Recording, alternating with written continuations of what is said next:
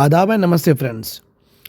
I really believe that if Miss Kavita Garu ఇలాంటి issues raise చేస్తే that is important to the public, definitely చాలా మంచి contender అవుతారు with regard to what CM post are one of the important post in Telangana పాలిటిక్స్లో definitely. So ఇక్కడ మీరు చూడండి, కవిత గారు ఏమన్నారంటే ప్రైమ్ మినిస్టర్ నిర్మలా మేడంకి, మేడం మీరు వేవ్ ఆఫ్ చేయండి income tax on severance package of fired employees. నా ఫర్ ఎగ్జామినేషన్ కోసం లేకపోతే నార్మల్ ఫైర్డ్ అయినా టర్మినేటెడ్ అయిన ఎంప్లాయీస్ కోసం ఈ సివరెన్స్ ప్యాకేజ్ ఓకే చాలా చాలా ఇంపార్టెంట్ అయిపోతుంది. బికాజ్ ఒకవేళ ఇది లేదంటే వాళ్ళకి రిలీఫ్ ఉండదు, ఇది ఉంటే వాళ్ళకి రిలీఫ్ ఉంటుంది అనమాట. సో దీని గురించి మనం మాట్లాడదాం. అండ్ ఈ టాపిక్ గురించి కవిత గారు మాట్లాడారు కాదు, ఫైనాన్స్ మినిస్టర్ నిర్మలా మేడంకి ఓకే ఎక్స్లో రాశారు, ఒక లెటర్ కూడా పంపించారు. మేడం ఇలాంటి స్టెప్స్ తీసుకోండి, వెరీ వెరీ ఇంపార్టెంట్. సో నాకు ఎట్లా అనిపిస్తుంది అంటే మిస్ కవిత గారు ఆబ్వియస్లీ వచ్చే పాలిటిక్స్లో మిడిల్ క్లాస్కి మళ్ళీ పూర్ పీపుల్కి అందరికీ బేసికలీ ఇది ఎడ్యుకేటెడ్ క్లాస్ అనమాట. టెక్కీస్ ఐటీ సెక్టర్ వాళ్ళకి చాలా దగ్గరగా ఓకే అవుతుంది మేడం. ఒకవేళ ఇలాంటి ఇష్యూస్ పబ్లిక్లో తీసుకొచ్చి మళ్ళీ గవర్నమెంట్ నుంచి అవన్నీ పాస్ చేయాలి, that is a very nice attempt. Okay, నేను ఆల్వేస్ బిలీవ్ చేస్తాను she is a very very very highly educated and intelligent person. Okay, Telangana Jagruthi president has requested union finance minister Nirmala madam to grant one time waiver ఇవ్వండి okay on the income tax on severance packages of employees who has been fired, highlighting extensive lay off happening in the India's private sector. నా severance package అంటే ఏంటి మనం కనుక్కుందాం. దానికంటే ముందు ఈ topic ఎందుకు వచ్చింది, దిస్ ఈజ్ ఇంపార్టెంట్. ఓకే, అది కూడా చూద్దాం. మీ ఇంట్లో లేకపోతే మీ ఫ్రెండ్ సర్కిల్లో ఎవరైనా ఒరాకల్లో పనిచేస్తున్నారంటే వాళ్ళకి అడగండి జాబ్స్ వాళ్ళకి ఉన్నాయా లేదా. సో ఒక 1 వీక్ కూడా కాదు, ఒక 3 days బ్యాక్ న్యూస్ ఇది 12,000 జాబ్స్ హిట్ అయినాయి. ఒరాకల్ లే ఆఫ్ అంటే ఏంటంటే మార్నింగ్ మీరు నిద్ర నుంచి లేచినప్పుడు మీకు ఒక మెయిల్ వస్తుంది, ఓకే మీరు ఇవాళ నుంచి ఆఫీస్కి రావడం అవసరం లేదు, మీ ల్యాప్టాప్ కూడా బ్లాక్ అయిపోతుంది, ఓకే మళ్ళీ ఫైనల్ సెటిల్మెంట్ చేయడానికి ల్యాప్టాప్ అవన్నీ ఇచ్చేసి వెళ్ళిపోండి అని అంటారు. This is called what lay off. Okay, remember this point. ఏమన్నారు, ఏం రీజన్ అన్నారు, కాస్ట్ స్ట్రక్చరింగ్ ఏదో ఒకటి అనేస్తారు, కానీ బట్ మీ పర్ఫార్మెన్స్ ఏముంది, మీ పర్ఫార్మెన్స్ మంచి లేదు కాబట్టి తీసేస్తున్నాం, ఇవన్నీ ఏమన్నారు. మళ్ళీ మీకు ఇంకొక ఛాన్స్ ఇస్తాం, మీరు మంచిగా performance enhancement or performance improvement ప్రోగ్రాంలో వెళ్ళండి, అవన్నీ చెప్పరు. ఓకే, డైరెక్ట్లీ ఒక మెయిల్ వచ్చేస్తుంది, అందరూ వాళ్ళ సామాన్లు తీసుకొని ఇంటికి వెళ్ళిపోవాలన్నమాట. ఓకే, సో ఈ టైంలో ఏమైంది అంటే ఒక సివిరెన్స్ ప్యాకేజ్ అని ఉంటుంది, సివిరెన్స్ ప్యాకేజ్. రైట్, ఇప్పుడు మన టాపిక్కి వద్దాం. ఓకే, సివరెన్స్ ప్యాకేజ్ అంటే ఏంటంటే ఇప్పుడు ఒరాకల్ వాళ్ళు లేకపోతే విప్రో లేకపోతే టీసీఎస్ లేకపోతే గోద్రేజ్ హిందుస్థాన్ యూనిలీవర్ వాళ్ళు ఆల్ ఆఫ్ ఎ సడన్ ఎంప్లాయీస్కి టర్మినేట్ చేస్తారు కదా. ఓకే, ఆ టర్మినేషన్ చేసిన తర్వాత ఏం చేస్తారంటే ఒక 4 months వాళ్ళకు శాలరీ ఇచ్చేస్తారు బిఫోర్. ఓకే మీరు చూసుకోండి వేరే జాబ్, అప్పటి వరకు మేము డబ్బులు ఇస్తామని 4 months వాళ్ళకి శాలరీ ఇస్తారు, లేకపోతే 6 months శాలరీ ఇస్తారు, ఓకే లేకపోతే లంసమ్ ఇస్తారు, మంత్లీ వాళ్ళకి శాలరీ క్రెడిట్ అవుతుంది. అలాంటి ప్యాకేజెస్కి ఏమంటారంటే సివరెన్స్ ప్యాకేజ్ అంటారు. Okay, so basically given to the employees who are involuntary terminated without any reasons, without any proper bad performance etcetera so and so forth, involuntary terminated. నా madam garu ఏమన్నారంటే ఇప్పుడు వాళ్ళకి suppose మనం ఫైనాన్షియల్ ఇయర్లో ఉన్నాం. Financial year అంటే ఇప్పుడు April నడుస్తుందంటే ఇప్పుడు next 4 months next 6 months salaries ఇస్తారు వాళ్ళు. ఓకే, అంటే మీరు ఒరాకల్ అంటే మీరు కంపెనీకి వెళ్ళాల్సిన అవసరమే లేదు, కానీ మీకు క్రెడిట్ అవుతూనే ఉంటుంది శాలరీ. సో మేడం ఏమన్నారంటే ఈ సివరెన్స్ ప్యాకేజ్ ఉంది కదా, ఈ సివరెన్స్ ప్యాకేజ్ ఆబ్వియస్లీ దీనిలో మీకు శాలరీ వస్తుందంటే ఇన్కమ్ వస్తుంది. ఓకే, సో ఆల్ లైక్ ఇక్కడ చూడండి, లెఫ్ట్ సైడ్ చూడండి. ఓకే, ఫైనాన్షియల్ ఇయర్ ఏప్రిల్ నుంచి స్టార్ట్ అవుతుంది, ఎప్పటి వరకు March 31st. Suppose April, May, June, July, August, September, okay October, November. So ఇవన్నీ మంత్స్ ఉన్నాయి కదా, మీకు జాబ్ ఉంది. డిసెంబర్, జనవరి, ఫిబ్రవరి, మార్చ్ మీకు టర్మినేట్ చేసేసారు. ఏమన్నారంటే ఈ 4 మంత్స్ మీకు ఏం చేస్తారంటే సివిరెన్స్ అంటే మీకు శాలరీ ఇస్తారని అన్నారు. సో కవిత మేడం ఏమంటున్నారంటే ఈ 4 మంత్స్ వీళ్ళకి వచ్చిన శాలరీ ఇన్కమ్ ట్యాక్స్లో కౌంట్ చేయొద్దు. దిస్ ఈజ్ ద మెయిన్ కథ ఇక్కడ సినారియో ఇది చెప్దాం అనుకుంటున్నా అప్పటి నుంచి. ఓకే. సో ఎందుకంటే ఆల్రెడీ వాళ్ళకి జాబ్ లేదు, ఇంకా 4 మంత్స్ ఇంకా దొరుకుతుందా లేదా తెలియదు కాబట్టి ఈ 4 మంత్స్లో వచ్చిన సివిరెన్స్ ప్యాకేజ్ అంటారు కదా, ఈ ప్యాకేజ్ ఇచ్చారు రకాల వాళ్ళు 4 మంత్స్ మీకు శాలరీ ఇస్తామని. సో ఈ డబ్బుల మీద ట్యాక్స్ చేయకండి, ఈ డబ్బుల మీద ట్యాక్స్ చేయండి, ఇదే అడిగారు. 1 time waiver ఇవ్వండి on the income tax on severance package of the employees who has been fired, highlighting extensive lay off ఈ మధ్య జరుగుతున్నాయి, చాలా కంపెనీస్ ఇలా తీసేస్తున్నారు, ప్రైవేట్ సెక్టర్ అట్లానే నడుస్తుంది. In her letter to the finance minister Kavitha garu ఏమన్నారంటే absence of meaningful tax relief మన దగ్గర మన కంట్రీలో లేదు for dismissed employee under the new tax రిజిమ్లో కూడా లేదు. Immediate taxation creates an unfair situation. వాళ్ళకి జాబ్ లేదు, మళ్ళీ సివిరెన్స్ ప్యాకేజ్ మీద వాళ్ళు బతుకుతున్నారు, అందులో మీరు ట్యాక్స్ వేస్తే ఎట్లా నడుస్తుంది, అలా నడవదు, చాలా అన్ఫేర్ సిచ్యువేషన్లో ఉన్నారు కాబట్టి వాళ్ళకి అక్కడ ఎగ్జామ్ చేయండి. మేడం ఏమన్నారంటే she pointed out that income tax on severance package is applied. Income tax severance package మీద కూడా ఉందంట under section 18(1)(a) of the income tax act 2025.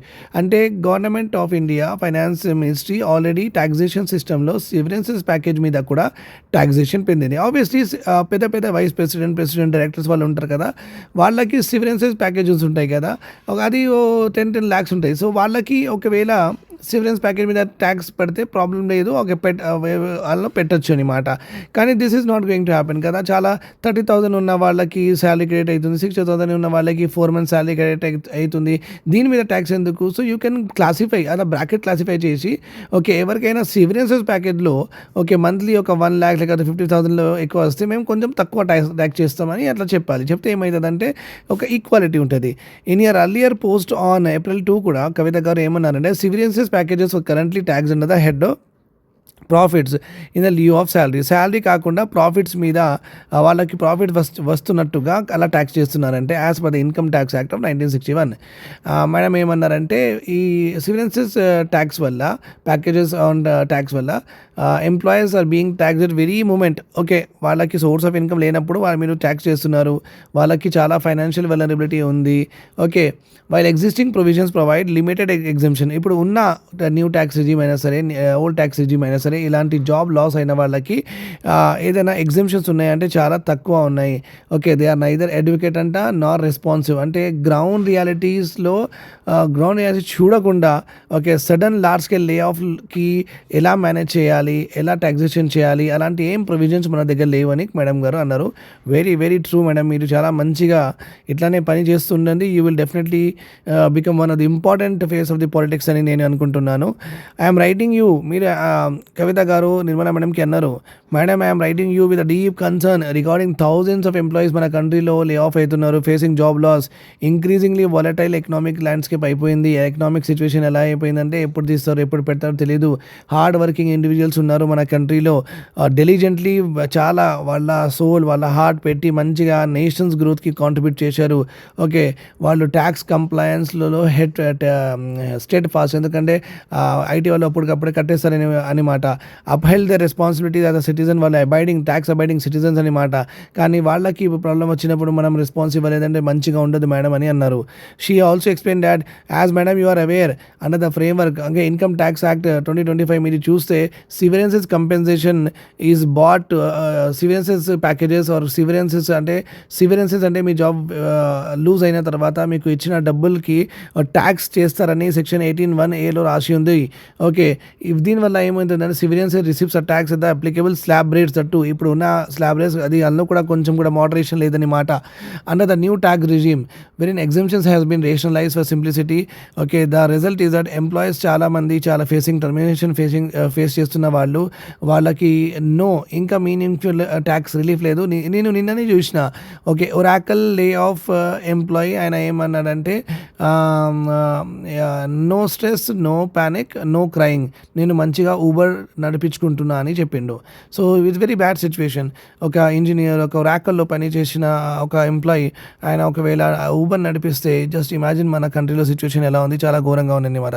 కవిత గారు ఏమన్నారంటే ట్యాక్సింగ్ సివిరెన్సెస్ ప్యాకేజెస్ అంటే వాళ్ళకి లే ఆఫ్ అయిన తర్వాత ఆ కంపెన్సేషన్ మీద సివిరెన్సెస్ ప్యాకేజెస్ మీద ట్యాక్స్ చేస్తే వాళ్ళకి నెట్ సపోర్ట్ అవైలబుల్ ఉండదు during the unemployment time. Lump sum pay outs can push recipients in to highest. మళ్ళీ మీరు లంసమ్ ఇచ్చేస్తే చాలా పెద్ద ట్యాక్స్ కట్టాల్సి వస్తుంది వాళ్ళకి. Okay, so that is also madam అన్నారు. Given the gravity of the current situation, okay, I believe that incremental measure will not suffice. మెల్లమెల్లగా మీరు చేస్తాం అట్లా చెప్తే నడవదు madam. Okay, what is required, ఏం రిక్వైర్ అంటే మీరు డిసిజన్ తీసుకోండి, వన్ టైం ఇంటర్వెన్షన్ ఇచ్చేయండి. I strongly submit that a complete temporary tax అంటే మొత్తానికి కంప్లీట్ టెంపరీ ట్యాక్స్ ఎగ్జెషన్స్ ఇవ్వాలి. Severances packages are compensation for individual affected by A lay off for a definite period అని అన్నారు. So I hope that this is all very clear to you. Do join my economy SNT classes, whether you are TGPSC or UPSC or APPSC. You will definitely see a change. చాలా మంచిగా మీరు high scoring చేస్తారు. మెల్లగా చదువుకుందాం.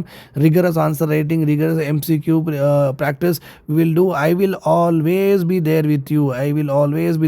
I'll make sure that I have already made toppers. మీరు కూడా rankers అవుతారు. That is my guarantee.